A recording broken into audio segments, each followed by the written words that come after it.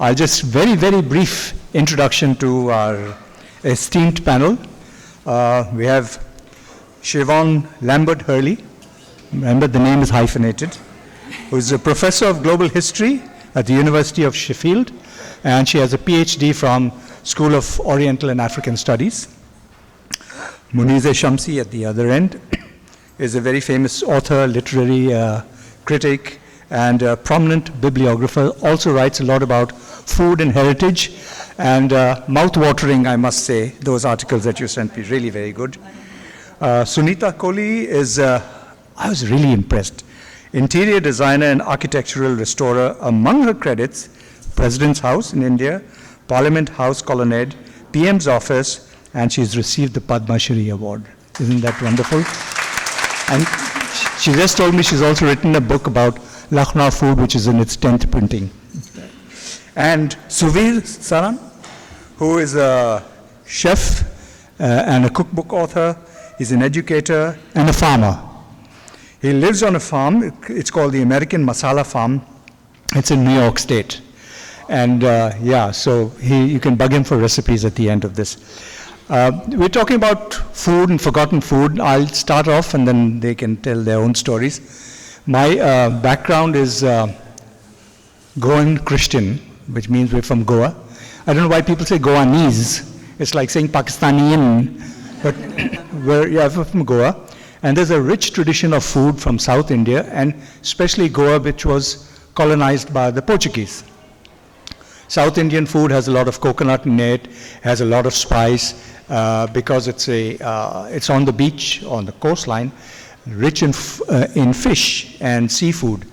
And so my ancestors, of course, knew how to do all those different things, and they prepared all these wonderful things. But slowly over a period of time, maybe it's distance from the homeland, maybe it's the infatuation with fast food and the food that you get now, that we've kind of moved away from all of those things. And so I don't know how this tradition is going to carry forward with people like me. But one thing I did notice when you look at these movies and period pieces, where they show these wonderful banquets, whether it's the Raj pictures or the UK government or whatever it is, the one thing that struck me very much in common, they also did not have gas to cook with. So we do the same thing, yet they prepared wonderful menus. So I'll open it up. Let me start with Siobhan. You tell your story about forgotten foods. Maybe you've been traveling the world and you've been doing so much of research. You can share something. Thank you. It's an absolute pleasure to be here with you today, and indeed amongst this very esteemed panel. So I'm here today because I am leading a project which is called Forgotten Food. And actually the subtitle is maybe perhaps more revealing of what that project is about. So, are you okay, Mum? Yeah. So the subtitle is Culinary Memory, Local Heritage and Lost Agricultural Varieties in India. And the idea of that project is very much to bring together academics of different stripes, but with public practitioners as well. So we work in that project with writers and farmers and chefs and writers. And the idea is to take food history from India particularly and use it really to address contemporary challenges in India today. So in particular, it's funded by a particular fund called the Global Challenges Research Fund. And the idea of that is really to think about how can we use history, how can we use understandings of food from the past to really provide, to invigorate heritage agendas in India today, and also to, I suppose, provide kind of social and cultural and economic support to disadvantaged groups in particular. So very often when people talk about food and food history, it is at the kind of level of the elites, the grand banquets, as perhaps you're referring to here. And I can't deny there's quite a lot of grand banquets that we've been identifying and discussing in our project as well. But also, I think a really unique feature of our project is trying to look at food cultures within Muslim South Asia that come out of scarcity and want, and to try and capture those as much as those of the elites. And I can tell you much more about it, but I'm sure I'll have chance as we go on. Absolutely. So while Sunita is dealing with a bout of coughing, she's an incredibly brave woman for being here while being a little sick. While Sunita is dealing with her cough, sorry, you're a brave woman to be here despite that. I grew up in India in the 1970s and 80s, arrived in New York in 1991. And from then on, I started cooking the foods of India. In New York, I had to deal with the likes of the incredible Marina Farid and Shaukat Farid, who live in what most Manhattanites consider a palace, a brownstone, and entertain every night tens of people, scores of people. I lived in a New York City apartment, and I still had that grand thinking of the Raj. And I would cook these incredible meals that would feed hundreds of people, sometimes 500 for a party that I catered through my New York City apartment.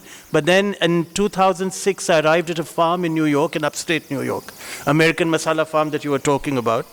And here I got connected to the American hinterland, a racist, rugged, desolate place with incredible vistas, beauty that was staggeringly rich, but people who were living in caves and silos of old past and nothing more. The kitchen I had 300 plus animals. I had my own eggs. I had chickens that were raised for us to cook with, pigs that we brought to farm. We had dairy, beef, everything. It was farm to table, literally being lived in real life, but I didn't have access to the spices of India. Or we thought those of India.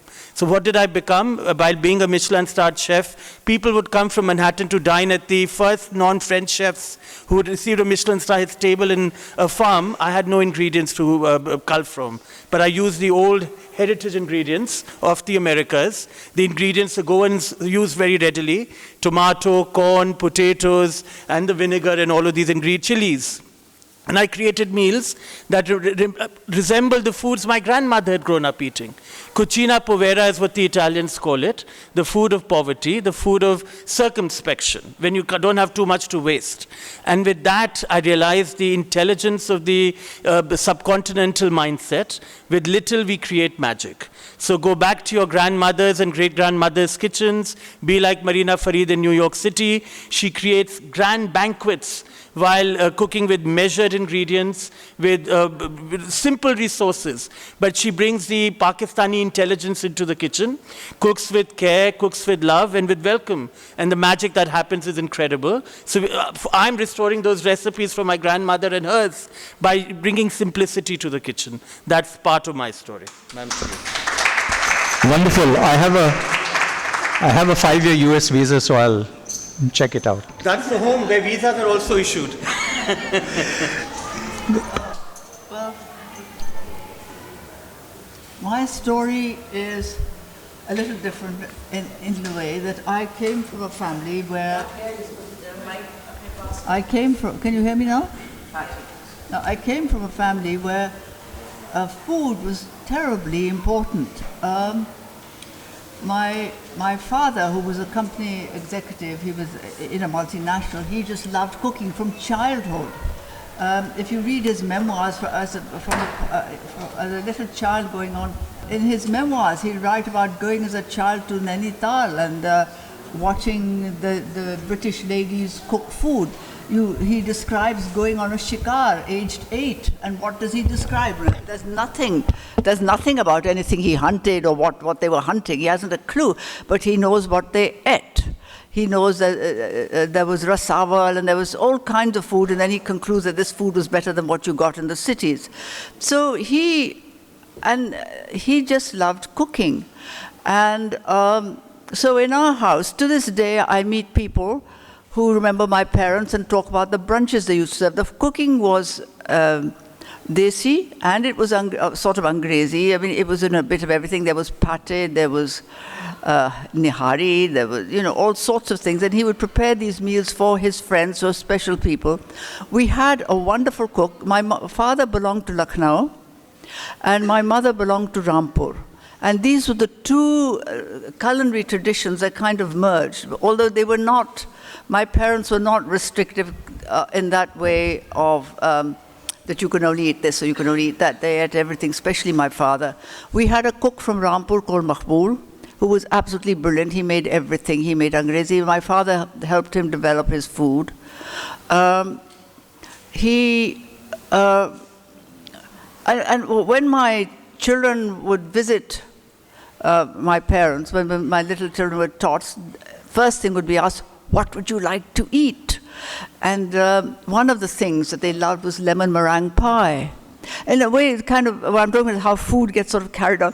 And sadly, Maqbool passed away one day, and and so the first thing my eldest daughter learned to cook was a lemon meringue pie, and they still, it's in a kind of memory of Maqbool.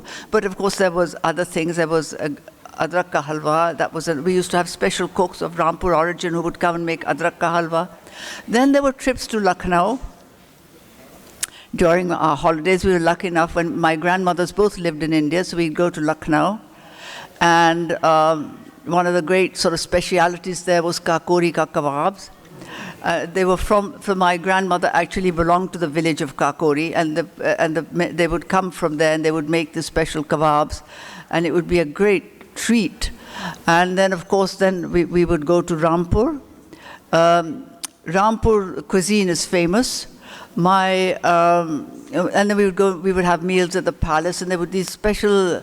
There was one thing I remember. It was called namashki tunki. It was a kind of fluffy. It was served in a pot, in a bowl, and it was this fluffy, milky dessert. And I was told it was kept on the roof all night, and the dew fell on it, and this milk kept getting poured, and there was dew, and there would be this crisp bread, and you would eat it like this. It was just divine. And though I have to say it was in Rampur also I got introduced to paya, which because I was at school in England, you see, from the age of 9, and I thought, God, what a weird dish this is, and I was so put off, everybody going, wah, wah, and I thought, God, how weird. But then later, and then I got married, and my husband loves paya, now we have paya. With this family history, folks, I couldn't cook to save my life when I got married. I could make an omelette. And my father said, a girl who makes a good omelette is a good cook. They invited my husband for a meal and said, Muneeza's cooking, and he still hasn't got over it. What did she produce? An omelette! Anyway, I learned to cook. So that's a bit of my story. I could carry on endlessly, but it is really my parents. And my mother made fabulous Christmas cakes. That was the only thing she cooked, by the way. For this brunch, she would make these Christmas cakes. And she passed on the recipe to me and my daughter. I'm essentially an interior designer who does architectural conservation work, as you said. And just by chance, chalte I've become a writer. And that started, I am working on a very large book on World Heritage Sites in India. And my mother is a cookbook writer, Chansur. And she had written a book with 345 recipes, and Bloomsbury was going to be publishing her second book. Her first book sold out, all 3 editions. So then the commissioning agent died. So I asked my present publishers, who's LLF and David Devedar, he's a very famous publisher in India, and I asked LLF that, I have my mother's cookbook, because I was very keen that her book should be published quickly before mine, because sadly she passed away last year at the age of 96 and a half, but she led a good and full life. And he said, Sunita, we don't do cookbooks. I said, no, I'm not even suggesting that you publish it. I'm just saying that, do you know of a publisher? So he said, call me in 2 days and I'll let you know. And then eventually he said, look, if you co-author it with your mother and you write a 10,000 word essay on the book, we'll do it. But we only want 150 recipes. So I thought, how easy is that? From 345, I will abstract 150 recipes. And then I'm sort of very Inglit. Designer I became by accident, but I have a BA Honours in English Literature, Masters, an incomplete PhD, which I never finished, on Christopher Marlowe, but I don't think I can go back to the love affair with Marlowe. After all, I've been working for 50 years now. Last year I completed 50 years as a designer. So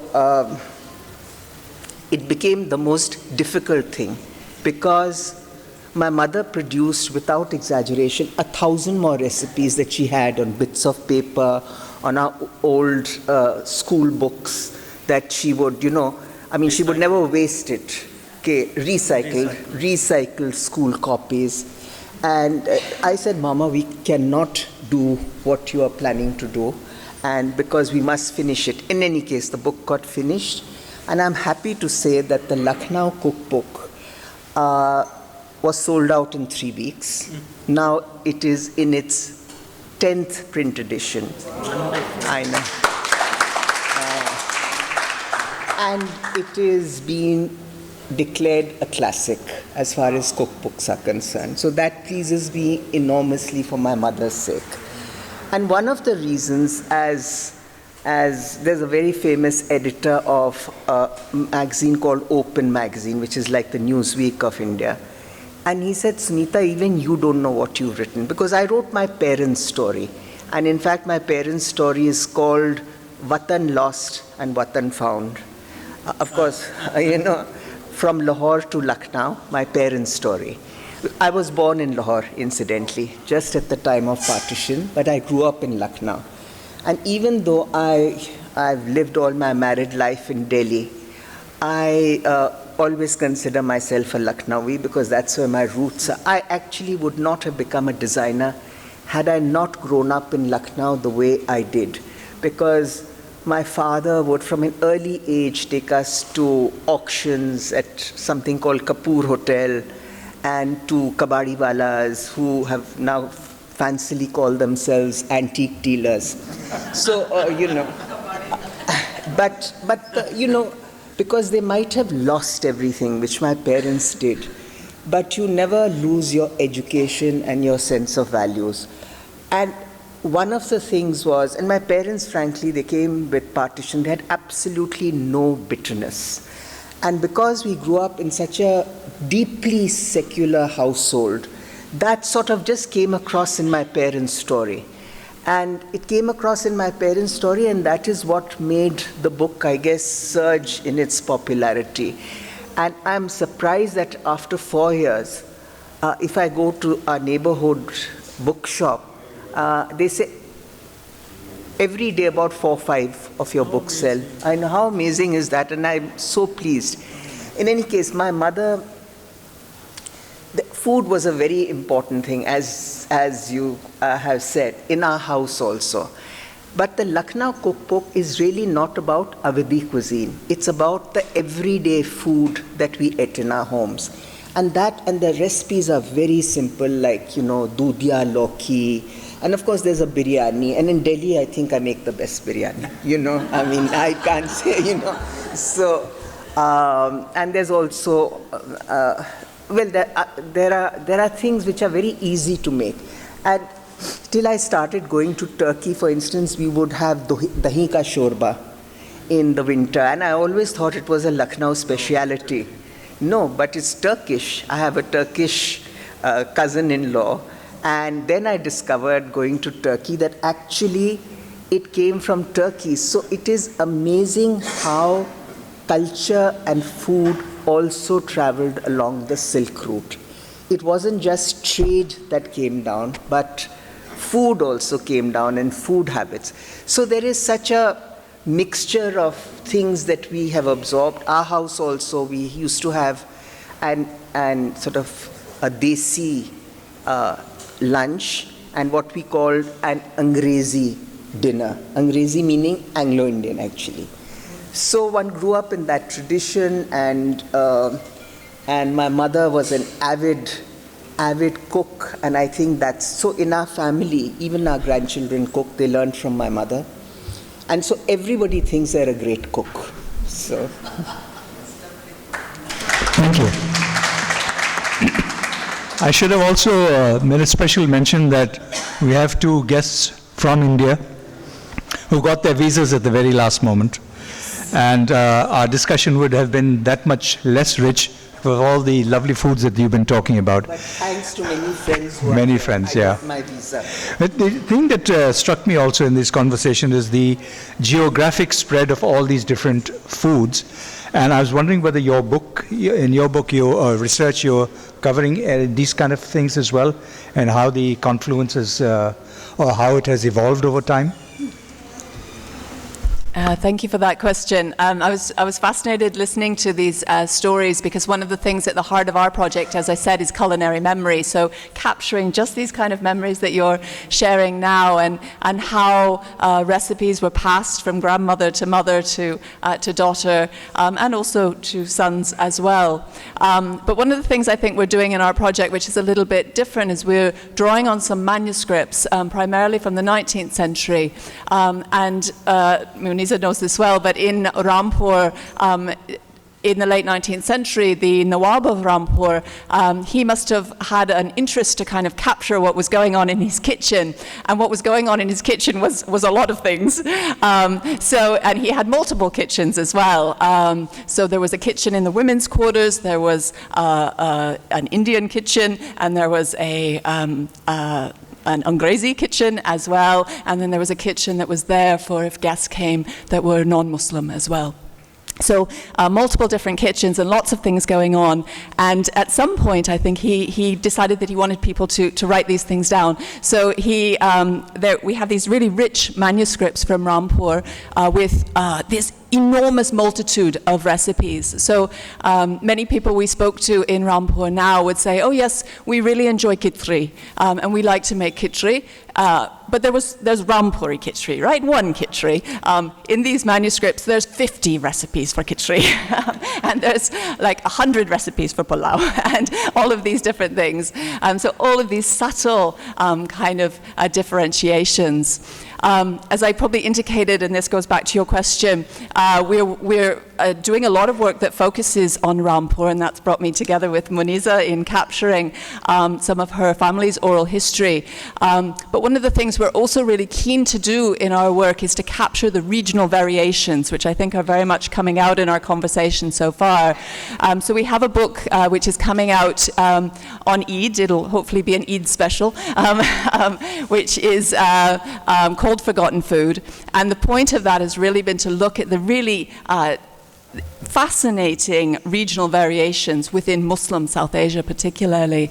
So, a lot of talk around food, particularly amongst Muslims in India, focuses on Lucknow, doesn't it, and Delhi and these kind of places.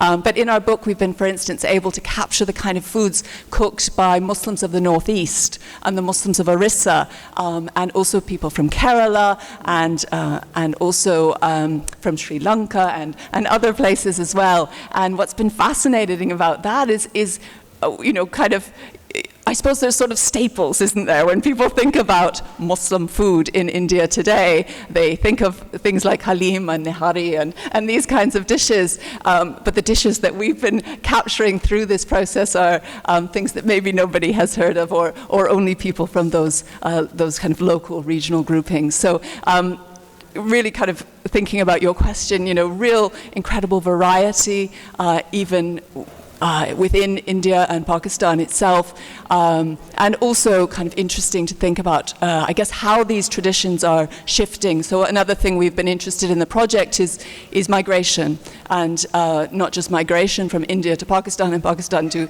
India at partition, but also lots of other migrations too. Like Muneeza was talking about, her experience of living in Britain and that kind of thing. And part of our project has been to capture oral history of less elite groups within Delhi who have moved to the capital, and to look at how their cooking practices, how their diets have changed as a result of that movement and that shift, and moving from, say, Orissa to Delhi, and the kind of the difficulties. What do you do when you can't get the fish you want? And how do you when you're used to preparing food on the floor, how do you do that within an apartment? And how, when you're used to having a certain cooking setup outside, but then you're living in an apartment. How do you make that work? So that's been a really interesting aspect. Wonderful. In Pakistan, the great rivalry is between biryani and pulao, Yes. Karachi and Lahore. But very often we get attached to our heritage, this is the best way to do it and that's the best way. How did you manage to keep the essence of the Indian food while still, I'm sure, creating some kind of fusion along the way?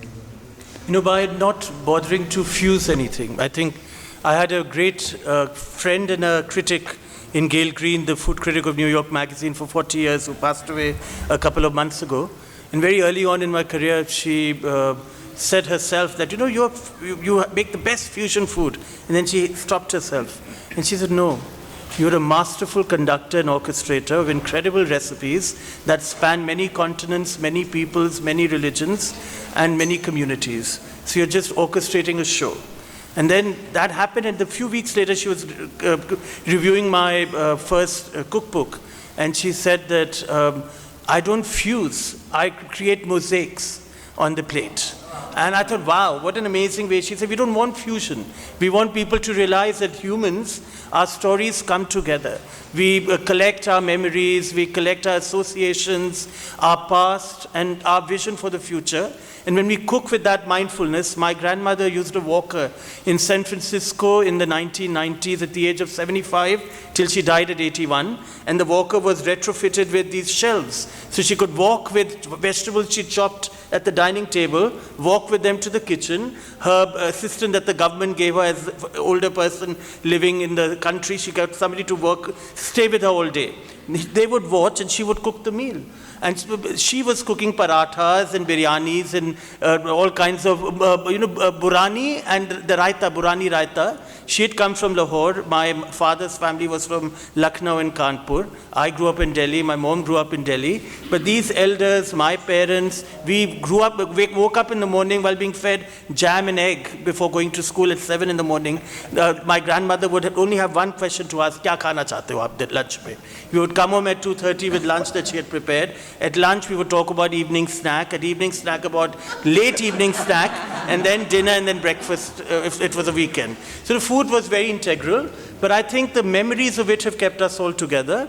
And to your point, the khichdi's there's a marizo ki khichdi, there's a overload khichdi, there's a khichdi after you indulge too much. There are 50 recipes in my home. And there's a Musalmano ki khichdi, which is made with masoor ki dal, and we, in a Hindu home.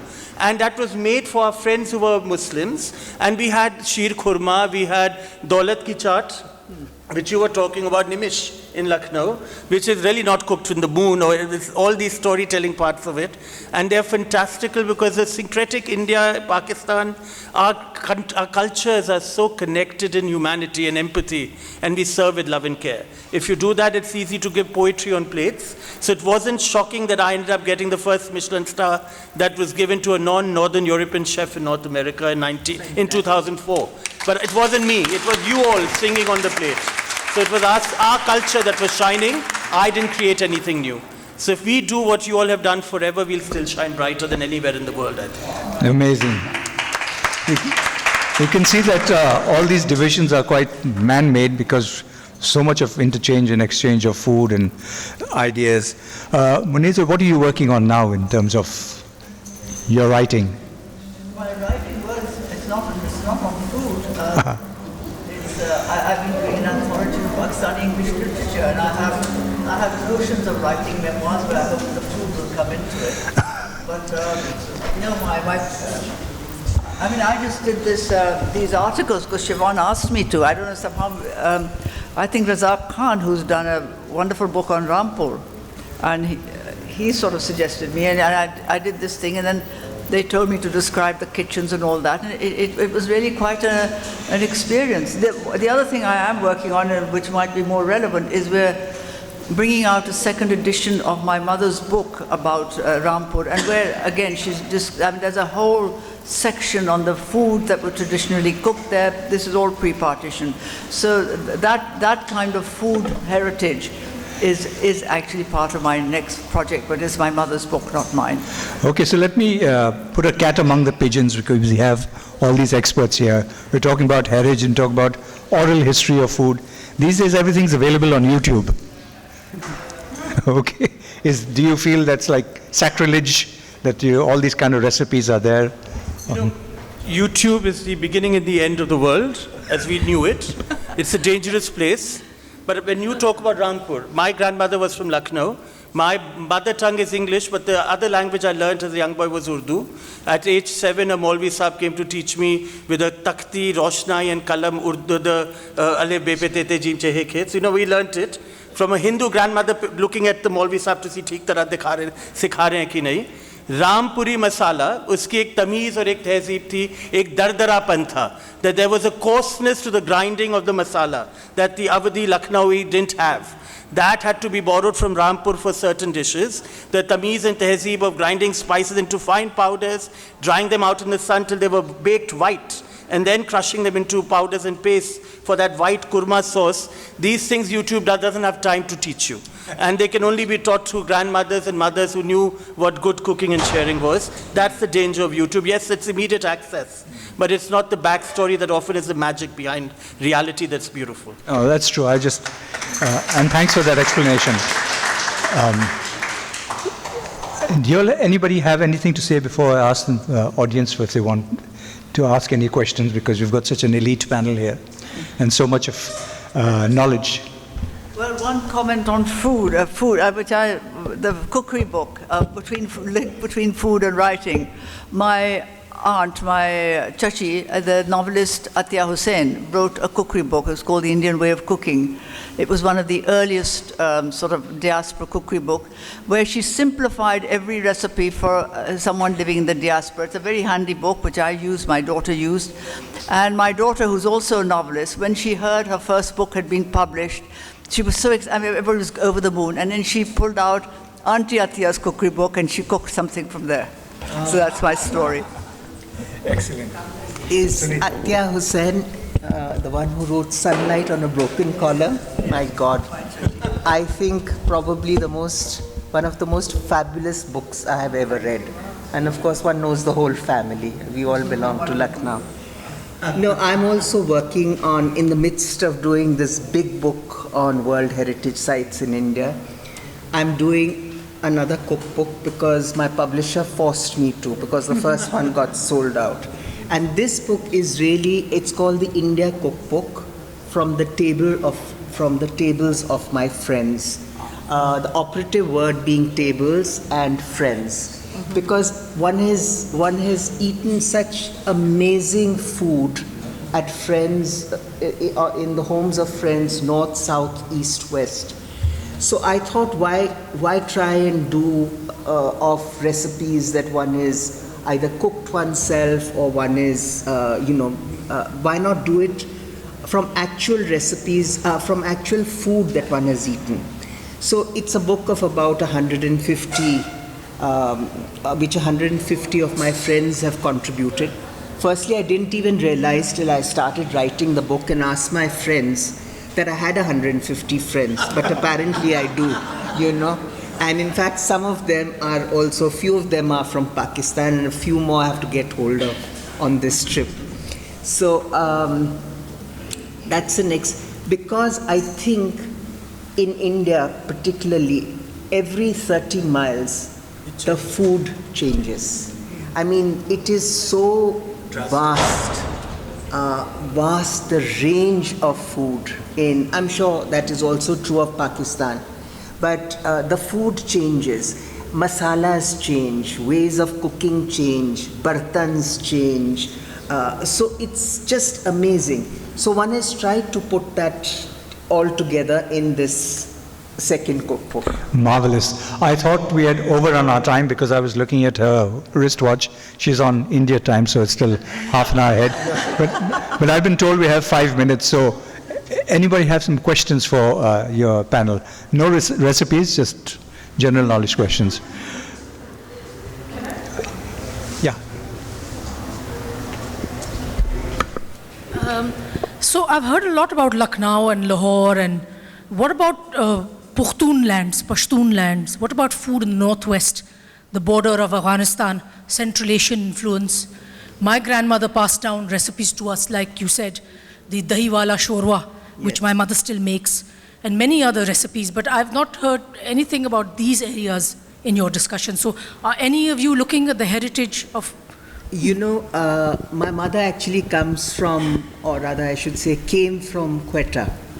I mean, her family originally was from Multan, but a long while before. So my mother's home was in Quetta, and my father a Rajput, but for 4 generations had become a naturalized Lahori. So this sort of combination always worked. It's not reflected in the cookbook, but I have tried to get Balochi recipes from, in fact, a Pakistani friend to put into this particular second book. And in India, the Northwestern recipes are shining bright in hotels, in restaurants, in cookbooks, in our homes. The birinj, most Hindus don't know the word birinj. But if you are from this part of the world and living in Delhi or anywhere inside of India, you're making it. You're making buranis, which are the yogurt-based raitas, but thick with walnuts and dill, the herbs that we don't have in India. But they came through with the muhajirs coming that side. They brought those in. But interestingly, Northwest was the biggest or busiest crossroads into and out of this area, so it would have a lot more of different foods coming in from so many different places. I saying I lived in India for 4 years, and I found it amusing when they said, "Oh, have you had Goanese mutton?" And because meat in Pakistan, the way we make Goan, there's no Goan. Goanese mutton. Goan. Can I ask a question? I'm just intellectually curious. Have the cuisines of India and Pakistan diverged since partition? Are recipes changing? Are practices changing because of ingredients or circumstances? Just curious about that. I'd beg to, I'm sad to see that in certain places of India, Sunita, correct me, we are trying to lose some of what we gained from this freedom we had before the borders were created in today's India. But I think in our homes, in our tables, in most places, we are still very connected to one another, don't you think? Absolutely. The language is changing, but I think the language of food isn't changing as easily or as fast. Am I correct? Absolutely. I don't think so. Every country has its कुछ ज़्यादा नहीं कहना चाहिए, but you know, every country. No, we at the table we have no borders or enemies. No, I don't think it's borders. I think what has happened is that due to migration, you have had a popularization of certain foods in this region, which were maybe more popular in another area of the subcontinent. You know, so the migration has brought certain foods as it popularized them. I mean, I don't know how popular chapli kebabs were across the country, but it's one of the great meals that we all eat, chapli kebabs. Whether this is not migration from India, it is the movement of people. And one of the things also, going back to the previous question, I don't remember the names, my father writes of coming to Lahore, and he was posted here pre-partition Lahore. And here his friends here, Muzaffar Quzarbash, introduced him to a whole art of Afghan and Pashtun recipes. And he names them, you know. My father named everything, you know, and he remembered them. So there's a kind of, with the movement of people, there's a movement of food, but it doesn't necessarily mean a division. You know, Zomato is India's biggest food portal. The #1 recipe year after year that people order, biryani. The second dish that's most popular, kebab. The third is a firni. In desserts, it's #1. So we have no borders. At the table, people are hungrily eating from each other's favorites, and there's no. I was thinking of asking this because Israelis and Palestinians fight over who invented hummus, and the geopolitical conflict translates into a culinary one as well. But it sounds like that's not the case. No, but look at the book. The book that's selling most of Israeli-Palestinian food is written by 2 men, one Israeli, one Palestinian, one Muslim, one Christian, and they are cooking away and changing the world. Yeah. Ottolenghi. So, you know, fabulous cookbooks. I'm a great fan of Ottolenghi, but can I just... You are? Oh, yes. Can I just say one thing very quickly in response to this question, which is, I think it's really important, we get this focus when we talk about food, about authenticity or tradition, and this gives a notion that food is something fixed. But actually, I think what comes out through the history that we tell is that food is constantly changing. The ingredients are changing, the methods are changing, and so you say, have they diverged since partition? And of course, changes have happened, because change is always happening. And one of the things that's come out so strongly in the course of our project is, certain ingredients, for instance, you were talking about this earlier, have become unavailable. So one of the things we've been doing in our project is to resurrect some heritage varieties of rices in particular that became extinct as a result of the Green Revolution. And we've been growing those in the fields outside of Rampur. And similarly, it's been quite interesting because we've been working with contemporary chefs as well. And often we give them the 19th century recipes and they say, oh no, that's not what kalia is. Kalia is meat and maybe one vegetable. And these kalia recipes that we have from the 19th century are primarily vegetable with maybe a little bit of meat.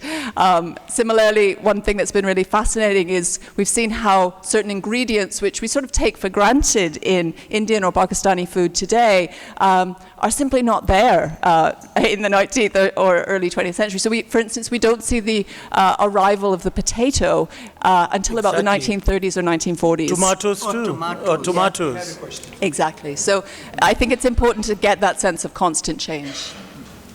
I want to just one thing, Muslim food and Hindu food. How can you describe, because I think food belongs to place, not religion, first. And secondly, this young man in US, the Muslim most demanding or Hindu food? Indian, Desi food, Indo-Pak food, it's the food of our people. People cooking it. You can have a restaurant that says Indian restaurant run by Bangladeshis, Pakistanis or Indians. There's nobody asking for an ID. It's the food of this part of the world, the subcontinent. There's, of course, there are recipes that go towards one community more than the other, but the people making them, it really doesn't matter. I think, yes, food has identity, but at the table we forget those identities. The authenticity also disappears. Because if you're not authentic to who you are and in this moment in time, your authentic recipe from the 8th century will not sing and dance at the table. The lady behind you. Actually, just to add to that, I do not think there's a single restaurant in India which will say Hindu food or Muslim food. Yeah. It might say Rajasthani. No, it might say vegetarian or non-vegetarian. But that is the only thing. We'll never define it by religion. So I basically wanted to ask about the way that we eat food. I think it's very significant as well. So like, for example, in the South Asian region, we eat with our hands, we eat, traditionally we eat on dastarkhan. So my question is, why is this diminishing so much in the past couple of generations? Eating with hands? It's become very popular. It's the #1 biggest trend in the US and the UK. I think people are eating more and more with their hands. And my friend Marina was giving me a lecture yesterday, which my father gave me till he died. The last meal I had with him, he told me, Baba, haath se khana seekh lo, tumhe zindagi ki tameez aur tehzeeb seekh loge. That eat with your hands, you need to learn how to live. I haven't still learned it, so I'm still a young boy. But the world is dying to eat with their hands and learning how to do it. It's a trend that's gaining traction. Thank you very much. We've actually bang on time, so thank you to the panel. Good round of applause for them. And for you.